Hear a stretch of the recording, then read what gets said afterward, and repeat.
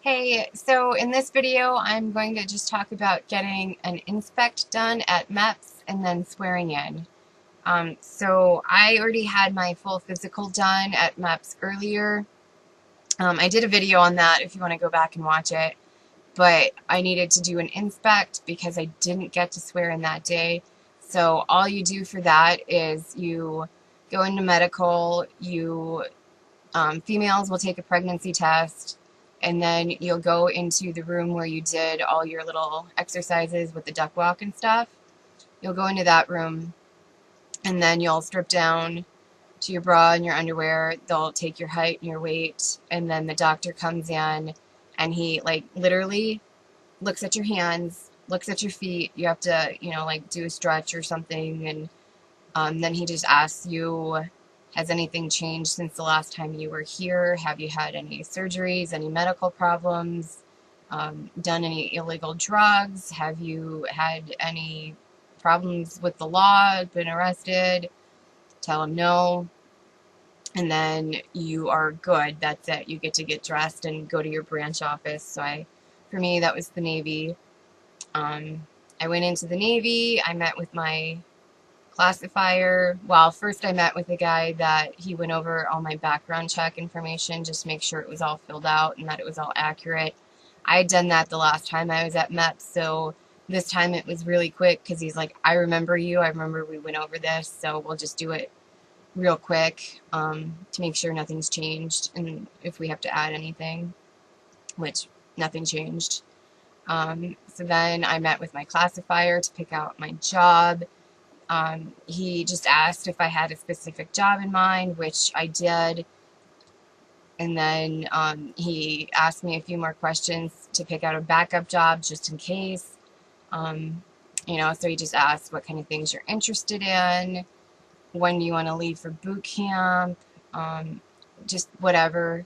And then he picked out a couple backup jobs for me to look at while I was waiting for, I had to submit a background or a check for getting a security clearance because the job I want requires a top secret security clearance. So I had to wait for them to determine that I could get the clearance before I could get that job. So I had to wait. It took probably a couple hours of waiting for that to get done. I also needed to submit a waiver for my criminal history for that job, which they did it all at the same time. But it came back finally that I was approved for the job that I wanted. And then you go do your interview. Yeah, you go do your interview. The lady or the person that does your interview just goes over your entire file, make sure it's all correct, it's all accurate, make sure nothing's left off, blah, blah, blah.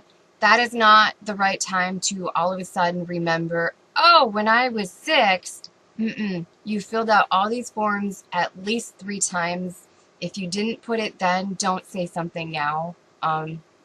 For me, I had some parking tickets that for whatever reason didn't make it on the form you fill out in medical that asks if you have any legal or any involvement with law enforcement.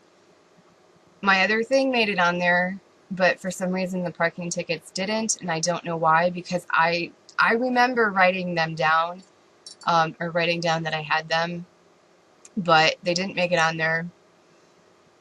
And I told the lady that they were on there, which they were on my background check. They were on every other form, so it's not like I was all of a sudden remembering something that they just weren't on that form for some reason. But so she had to type them up on a paper, and then I had to take that paper to the doctor and tell the doctor about, these parking tickets that I neglected to tell him before. When I went to see the doctor, he just kind of looked at me like, it's not a big deal. It's parking tickets. I'm not, whatever. Here's your signature.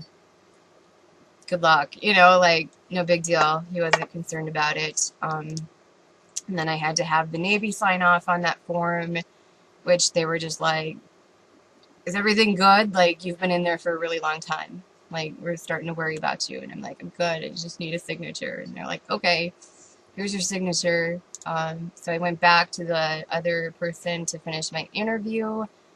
Finally finished my interview. Then they ask you, you know, in the event of something happening to you, who do you want your benefits to go to? Who do you want to have your personal belongings sent to?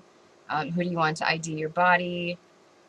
And then after that, you get your fingerprints taken. And then once you're done with that, they tell you congratulations, let your office know that you are ready to swear in. I let the Navy know I was ready to go. I was good to swear in. I was supposed to swear in at 3 o'clock. Unfortunately, I just missed it. So I ended up having to wait till 4 o'clock to swear in. But then I did get to swear in at 4 o'clock. And then when you go to swear in, you go into this little room for a briefing. They go over, you know, fraudulent enlistment, going AWOL, sexual harassment, all of that good stuff that you've probably already heard.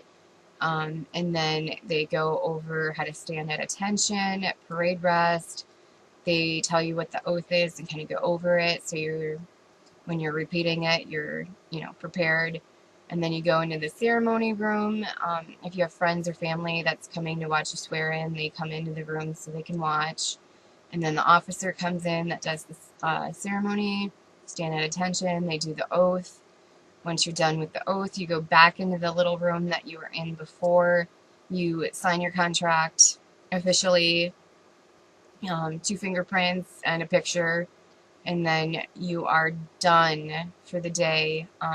You can go back. For us, like, you can't do pictures during the actual ceremony, videos or pictures. However, after you are done signing your contract, you can go back into the room and pose for pictures.